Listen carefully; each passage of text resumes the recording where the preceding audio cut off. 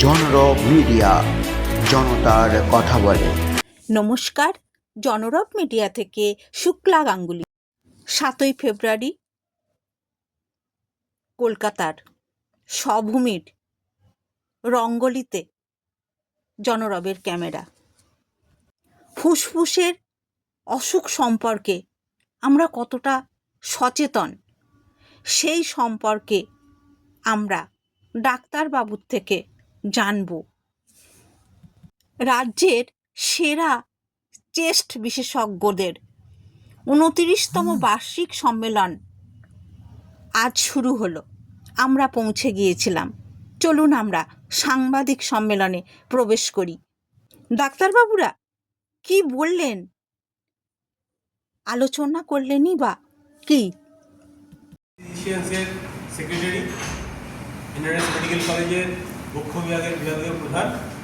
আজকে আমাদের 29তম সম্মেলন এই অ্যাসোসিয়েশন হতে চলেছে এই সমভূমিতে। এখানে পশ্চিমবঙ্গের সমস্ত বক্ষরোগ বিশেষজ্ঞরা এসে উপস্থিত হয়েছে। আপনারা জানেন যে বক্ষ বিভাগ তার অস্তিত্ব মানুষের কাছে সবথেকে বেশি প্রতিফলিত হয় যখন কোভিড দেখা দেয়। কোভিডের সময় আমরা জানতে পারি যে ফুসফুস বলে একটা অর্গান আছে যার অসুখে মানুষ মারা যেতে পারে এবং তার চিকিৎসা করে ফুসফুস বিশেষজ্ঞরা। সেখান থেকে দাঁড়িয়ে আজকে কিছুদিন আগে আপনারা জেনেছেন নিপা ভাইরাসের একটা ওষুধ আমাদের ফুসফুসের রোগ, সেটা এই পশ্চিমবঙ্গের বুকে দেখা দিয়েছে। এই সমস্ত অসুখগুলো যেগুলো ফুসফুসকে আক্রমণ করে সেইগুলোর সংক্রান্ত আলোচনা আজকে এই সম্মেলনে হতে চলেছে স্যার। এবং অন্যান্য যে অসুখ মানুষের ফুসফুসের উপর হয়, ফুসফুস শুকিয়ে যাওয়ার অসুখ বা ইন্টারস্টিশিয়াল লাং ডিজিজ, সেইগুলোর নতুন নতুন চিন্তাভাবনা, নতুন নতুন বৈজ্ঞানিক বিশ্লেষণ এবং ডাক্তারদের কাছে এই সমস্যা কীভাবে প্রতিহিত করছে এবং তারা কীভাবে এর নিয়ন্ত্রণে কার্যকলাপ করছে সেইগুলো আলোচনার জন্যই আমরা এই সম্মেলন করছি। এই সম্মেলন দুদিন ধরে চলবে, শনিবার আর রোববার, এবং বিভাগের ডাক্তাররা আরও তাদের পরিশীলিত ও উন্নত জ্ঞানের সাহায্যে ভালোভাবে রোগীদের চিকিৎসা করতে পারে। ধন্যবাদ। কতজন এই কনফারেন্সের সায়েন্টিফিক কমিটির চেয়ারম্যান আমি, এবং এইবারের কনফারেন্সে আমরা প্রায় 400 চেস্ট ফিজিশিয়ানসকে এখানে একত্রিত করতে পেরেছি। আমাদের এইবারের কনফারেন্স কিছু 3টে মূল ধারায় চলছে। প্রথম হচ্ছে যে নন ইনফেক্টিভ রেসপিরেটরি ডিজিজ, অর্থাৎ যেরকম ডাক্তার বললেন ফুসফুস শুকিয়ে যাওয়া, ক্যান্সার হওয়া ইত্যাদি এই অসুখগুলোকে টার্গেট করে বিভিন্ন রকম আলোচনার সুযোগ আমরা করেছি। দ্বিতীয়ত হচ্ছে ইনফেক্টিভ রেসপিরেটরি ডিজিজ, অর্থাৎ টিবি ছাড়াও ইমার্জিং রেসপিরেটরি ইনফেকশন, অর্থাৎ কোভিড, নিপা, কিছুদিন আগে আপনারা শুনছেন সুরাটে হয়েছিল হ্যান্ডা ভাইরাস ইনফেকশন ইত্যাদি বিভিন্ন ইনফেক্টিভ ডিজিজ সম্পর্কে, হসপিটাল অ্যাকোয়ার্ড ইনফেকশন সম্পর্কে আমরা আলোচনা করব। এবং এছাড়া আমরা একটা নতুন দিক খুলেছি আমাদের মধ্যে, এটা হচ্ছে আর্টিফিশিয়াল ইন্টেলিজেন্সের ব্যবহার চিকিৎসা ক্ষেত্রে, বিশেষ করে ফুসফুসের রোগ নির্ণয় এবং চিকিৎসার ক্ষেত্রে কী করে করা যায় সেই নিয়ে আমরা বিশদভাবে আলাপ আলোচনা করেছি। এবং এর জন্য একটা স্পেশাল ওয়ার্কশপও হয়েছিল, এইমস কল্যাণীতে আমাদের ওয়ার্কশপ অনুষ্ঠিত হয়েছিল। এবারের কনফারেন্সের হাইলাইটস এইগুলি। আমি বক্ষরোগ বিশেষজ্ঞ, কল্যাণীতে জেএনএম অ্যান্ড কলেজ অফ মেডিসিনের বক্ষরোগের প্রধান। আমি কনফারেন্সের অর্গানাইজিং সেক্রেটারি। এই কনফারেন্সটার উদ্দেশ্য একটাই, আমাদের মধ্যে যারা চেস্ট ফিজিশিয়ান আছে আমরা যাতে আমাদের নিজেদের মধ্যে সায়েন্টিফিক নলেজ আদান প্রদান করতে পারি। গ্রাসরুট লেভেল থেকে যারা প্র্যাকটিস করে সেই লেভেল থেকে শুরু করে যারা একদম টায়ার 3 লেভেলে ইন্টারভেনশন করছে, যেমন ব্রঙ্কোস্কোপি, থোরাকোস্কোপি, ইবা, সেগুলো নিয়েও আলোচনা। বাইরের কিছু ফ্যাকাল্টি আমাদের এবারে এখানে এসছে, যেমন সিএমসি ভেলোরের রিচা গুপ্তা, এইমস যোধপুরের এবং হায়দ্রাবাদ থেকে ডক্টর বিশ্বাস সালাম। তারা তাদের ওখানে কীরকম কাজ করছে, তাদের নতুন নলেজ কী আছে সেগুলো আমাদের শেয়ার করছে। আমাদের ডাক্তাররা কোশ্চেন করছে, জানছে। তাহলে গ্রাসরুট থেকে সবাই একদম টায়ার 3 অবধি সব ডাক্তাররাই এতে উপকৃত হচ্ছে। যেরকম বলা হয়েছে, হ্যান্ডস অন ওয়ার্কশপও হয়েছে এই কনফারেন্সে, একটা আর্টিফিশিয়াল ইন্টেলিজেন্স, একটা ভেন্টিলেশনের উপরে এবং একটা ডাটা ইন্টারপ্রিটেশনের উপরে আমাদের ওয়ার্কশপ হয়েছে। এবং মেন কনফারেন্সে আমরা জুনিয়র লেভেলের লোকজনদের থেকে সিনিয়র লেভেলের সবাই আমরা যাতে উপকৃত হতে পারি তার ব্যবস্থাটা আমরা দেখেছি। আমি এইমস কল্যাণীতে ফ্যাকাল্টি হিসাবে আছি। তো তো আমি এই কনফারেন্সের সাথে এবারে যুক্ত আছি অ্যাজ এ ট্রেজারার। তো প্রি কনফারেন্স ওয়ার্কশপ যে আর্টিফিশিয়াল ইন্টেলিজেন্স হয়েছিল ওটা এইমস কল্যাণীতে হয়েছিল। তো ওখানে আমরা চেষ্টা করেছিলাম যাতে এই যে নিউ টেকনোলজি আর্টিফিশিয়াল ইন্টেলিজেন্স আসছে এটাকে আমরা পালমারি রোগের কীভাবে ব্যবহার করতে পারি, শুধুমাত্র যে চিকিৎসার জন্য না, এই যে রিসার্চের পারপাসে কীভাবে ইউজ করতে পারি, ডেটা কীভাবে ইজিলি মেনটেন করা যায় এইসব ব্যাপার। আর জিনিস বলার যে এই যে রেসপিরেটরি মেডিসিন বা পালমারি মেডিসিন এই সাবজেক্টটা বা এটা অনেক ভাস্ট, এর অনেক সাব টপিক আছে। তো কোনো ডাক্তারবাবু হয়তো কোনো একটা স্পেসিফিক সাব টপিকে বেশি এক্সপার্ট।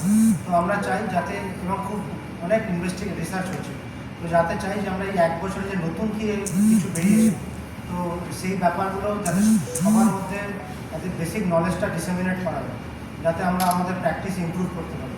সেই জন্যই আমাদের এই কনফারেন্সের আমরা আয়োজন করছি। কোনো মানুষের কোভিড না হলে ফুসফুস সংক্রান্ত অসুখের ধারণা জনমানুষে আসতেও না। যে কোভিডের কল্যাণে বলুন বা কোভিডের সংক্রমণের জন্য এই জিনিসটা চোখের সামনে এসছে যে ফুসফুসের সমস্যায় লোকে সিরিয়াসলি অসুস্থ হয়ে পড়তে পারে। তারও কনফারেন্স হচ্ছে, কাজে এগুলো বিভিন্ন সময় হয়ে থাকে। এখনও কিন্তু তাদের কাছে ধরুন বেশি মাত্রায় গ্যাস পৌঁছে যায়নি, সবাই কিন্তু খড়গুলো দিয়ে জ্বালিয়েছে, সেখান থেকে ফুসফুস সংক্রমণ কিন্তু একটা বড় বিষয় হয়ে থাকছে। এইটা সারা বছরের কাজের মধ্যে একটা হচ্ছে এই কনফারেন্স। তাছাড়াও আমরা বিভিন্ন জায়গায় পশ্চিমবঙ্গের বিভিন্ন গ্রামে আমরা ক্যাম্প করি, অ্যাওয়ারনেস ক্যাম্প। সেখানে গিয়ে সারাদিন ধরে রোগীদের চিকিৎসা করা হয়, তাদের ফুসফুসের মাত্রা পরীক্ষা করা হয়, এটাকে পালমোনারি ফাংশন টেস্ট করে। এই ধূমপান এবং পরিবেশ দূষণ সম্বন্ধে সচেতন করা হয়, এবং তার সাথে সাথে আমাদের এই অ্যাসোসিয়েশনের যারা সদস্যরা আছে তাদের সাথে যোগাযোগ করিয়ে দেওয়া হয়, যাতে তারা কলকাতায় এসে দেখানোর ব্যবস্থা নিয়ে অনেক কনফারেন্স আগেও হয়েছে, এই কনফারেন্সও এতে আলাপ আলোচনা হবে। এয়ার কোয়ালিটি এবং তার ইম্প্যাক্ট অন রেসপিরেটরি। একটা ছোটো তথ্য দিয়ে রাখি, এখন বলছে যে এয়ার পলিউশনের জন্য যত ক্যান্সার হয় সেইটা প্রায় ধূমপানজনিত ক্যান্সারের দ্বিগুণ। কাজে এটা মনে রাখবেন যে যে বাতাস আমরা সর্বক্ষণ শ্বাস প্রশ্বাসের মাধ্যমে নিচ্ছি তার থেকেও কিন্তু ক্যান্সারের সম্ভাবনা বাড়ছে, এবং এইটা নিয়ে যথেষ্ট আলাপ আলোচনা হচ্ছে, এবং এটা নিয়ে আমাদের এখানেও এবারে কিছু ডিসকাশনস আছে। পাচ্ছে না। বিশেষ করে জানুয়ারি মাসের 4 তারিখে কলকাতার যা পলিউশন ছিল সেটা কিন্তু দিল্লিকে ছাড়িয়ে গেছে। ইন দি ওয়ার্ল্ডের মধ্যে ইন্ডিয়ার অনেকগুলো সিটি পড়ে যাচ্ছে। এক, সিওপিডি তথাপি ক্রনিক অবস্ট্রাকটিভ পালমোনারি ডিজিজ এই এয়ার পলিউশনের জন্য বাড়ে, এবং আমাদের second leading cause of death যদি বলতে হয় সিওপিডি আসে। সিওপিডি বার্ডেন অনেকটা বেশি।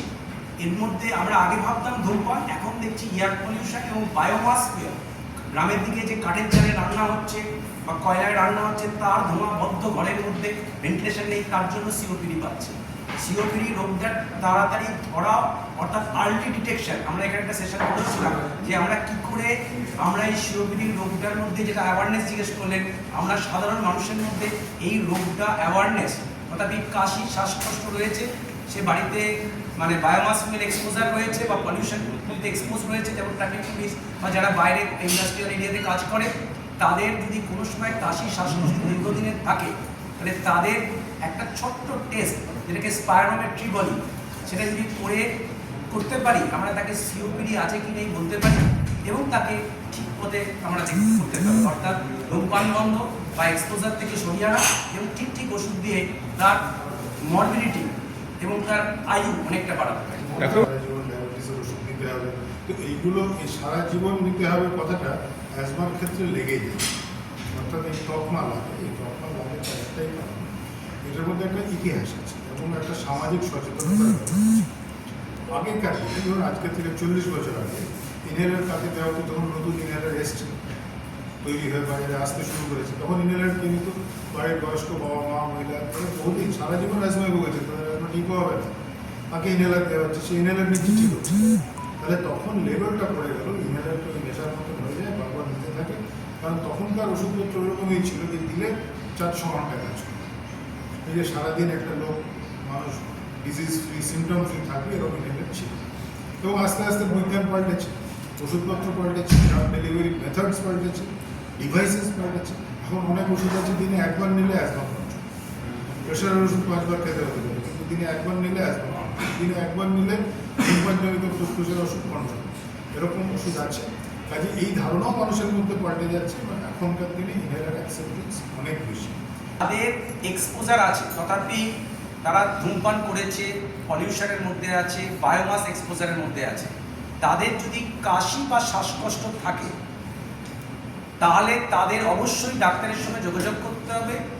লাং ফাংশন টেস্ট বা স্পাইরোমেট্রি বলে একটা টেস্ট হয়, খুব সিম্পল টেস্ট। একটা শ্বাস মেশিনের মধ্যে খুব লম্বা শ্বাস নিয়ে জোরে শ্বাস ছাড়তে হয়, তাতে আমরা ধরতে পারি তার শ্বাসনালীর সংকোচন আছে কিনা এবং ওষুধ দিয়ে সেই সংকোচন প্রসারিত হচ্ছে কিনা, কতটা সংকোচন, কতটা খারাপ আছে এবং তার সিওপিডি ক্রাইটেরিয়া করছে কিনা। করলে ঠিক সময় তাদের ইন্টারভেন করা, তথাপি ধূমপান থেকে দূরে রাখা বা পলিউশন থেকে দূরে রাখা এবং ঠিক ওষুধ দিয়ে এবং যেটা সবচেয়ে বড় ইম্পর্টেন্ট ভ্যাকসিন দিয়ে তাকে ঠিক রাখা যায়। যা আপডেট হচ্ছে, যা নতুন রিসার্চ হচ্ছে সেটা নিজেদের মধ্যে শেয়ার করা, যদি কোনো স্কিল আমাদের অ্যাকোয়ার করা যেতে পারে সেগুলো আমরা অ্যাকোয়ার করবো কীভাবে, কোথায় সুস্থভাবে অ্যাকোয়ার করা যাবে, ভালোভাবে শেখা যাবে, সেগুলো প্ল্যাটফর্ম শেয়ারিং এবং দেশের বিভিন্ন জায়গায় কী হচ্ছে, কোথায় কী হচ্ছে এই নিয়ে একটা আদান প্রদান, সুষ্ঠু আদান প্রদান, এটা আমরা 30 বছর ধরে প্রায় করছি, এবছরও করেছি, আশা করি আগামী দিনে এটা চলতে থাকবে। আপনারা দেখছিলেন জনরব মিডিয়া, আবার আসছি।